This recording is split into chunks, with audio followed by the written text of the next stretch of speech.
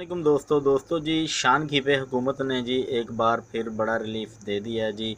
5440 रुपये की पेटी थी जी और 5440 रुपये जी 5440 रुपये से ये जी 5290 रुपये की आ गई है। और ये आप देख सकते हैं जी 5290 रुपये जी पेटी का रेट हो गया है।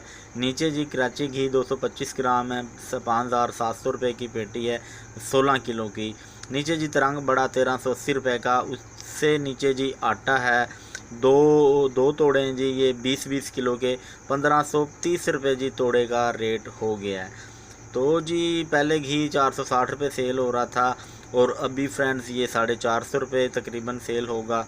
तो बाकी फ्रेंड्स अल्लाह करे कि सारी चीज़ें ही सस्ती हो जाएं तो फिर ही हम मानेंगे कि आवाम को रिलीफ़ मिल रहा है। बाकी अभी तो एक दो चीज़ों का रेट कम हुआ है, तो इंशाल्लाह बाकी भी चीज़ें सस्ती हो जाएं। तो बाकी फ्रेंड्स अब तक की यही अपडेट है और भी ऐसी अपडेट्स के लिए हमारे चैनल को सब्सक्राइब कर लें। Thanks for watching. अल्लाह हाफिज़।